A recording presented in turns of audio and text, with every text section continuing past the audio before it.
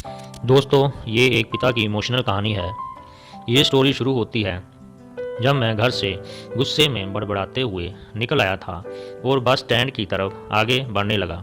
मैं मन ही मन बड़बड़ा रहा था, पता नहीं कितने पैसे छुपा के रखे हैं, लेकिन मेरे लिए एक बाइक नहीं ले सकते। अब मैं यहाँ से चला जाऊँगा और तब तक वापस नहीं आऊँगा जब तक मैं खुद के पैसों से बाइक नहीं खरीद लेता। इतना सोच ही रहा था कि तभी मेरे पैर में मुझे कुछ चुभने का एहसास हुआ। नीचे देखा तो समझ आया कि जल्दबाजी में पापा के जूते पहन आया हूँ। उन जूतों में कील उभरी हुई थी जो मेरे पैर में बार बार घाव किए जा रही थी। लेकिन उस समय गुस्सा अधिक था तो मैं बड़बड़ाते हुए आगे बढ़ गया। एकाएक मुझे याद आया कि मैं पापा का पर्स भी साथ ले आया हूँ। मेरे खुरापाती दिमाग में एक ख्याल आया, क्यों ना आज पापा का पर्स चेक किया जाए, जिसे आज तक उन्होंने किसी को हाथ नहीं लगाने दिया था। पता नहीं कौन सा खजाना छुपा है इस पर्स में जो किसी को हाथ नहीं लगाने देते थे। जब मैंने पापा का वह पुराना पर्स खोल कर देखा तो उसमें पैसे तो नहीं मिले, लेकिन पैसों की जगह पर एक डायरी रखी हुई थी। तब मैंने सोचा, ओह, ये तो यहाँ खजाना छुपा रखा है। मैंने समझ रहा था कि यहाँ पापा ने लिखा होगा कि किस से कितने पैसे लेने हैं और किसको कितने पैसे ने दिए हैं, लेकिन मैं गलत था। जब मैंने उस छोटी सी डायरी का पहला पेज खोल कर देखा तो वहाँ पर जो लिखा था वह थोड़ा सा सीरियस कर देने वाला था।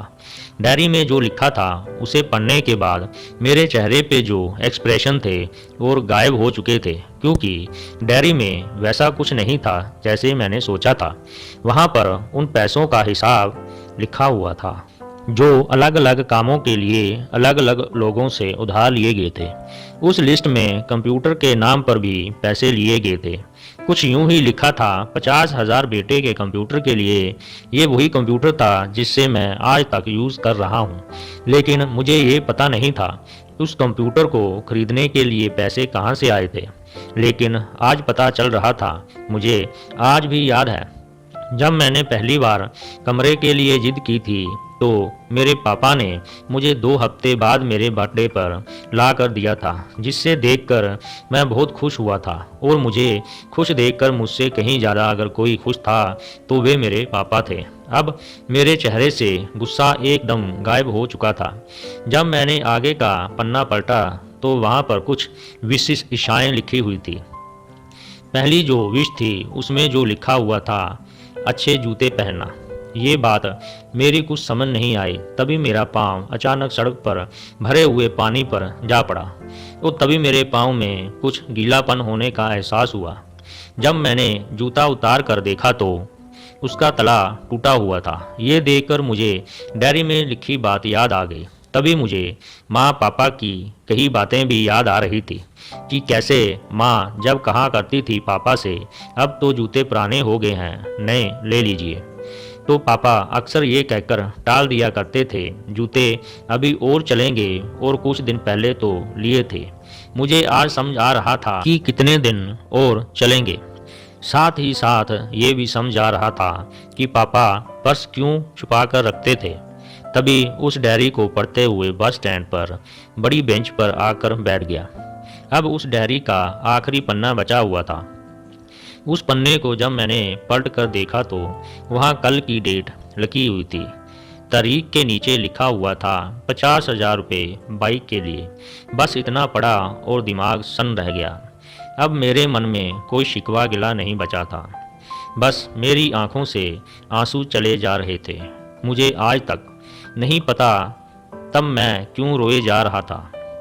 अब मैं जल्दी से घर की तरफ भागा, लेकिन जूतों की वजह से वह कील पाँव में अब तक घाव बनाने में कामयाब हो चुकी थी। मैंने जूतों को रास्ते में निकाल कर फेंक दिया और भागते भागते लड़खड़ाते हुए घर जा पहुंचा। लेकिन पापा घर पर नहीं थे। मैं समझ गया कि वह कहाँ थे। मैं सीधा पास वाली बाइक एजेंसी की तरफ भागा। पता नहीं आज कहाँ से इतनी ताकत आ गई थी कि मैं भागते हुए थक नहीं रहा था, और वह भी बिना जूतों के नंगे पैर। जैसे तैसे मैं बाइक एजेंसी पर पहुंचा।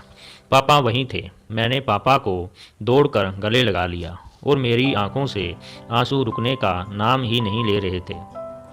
पापा को समझ नहीं पा रहे थे आखिर हो क्या रहा है, मैं क्यों रो रहा हूँ। मैंने पापा से कहा, पापा मुझे मोटरसाइकिल नहीं चाहिए, आप अपने लिए जूते ले लीजिए। अब आज से मैं जो भी करूँगा अपनी मेहनत से अपने बलबूते पर पढ़ कर करूँगा। दोस्तों, बस इतनी सी थी ये कहानी। आपको ये कहानी कैसी लगी? अगर अच्छी लगी हो तो वीडियो को लाइक और चैनल को सब्सक्राइब कर देना।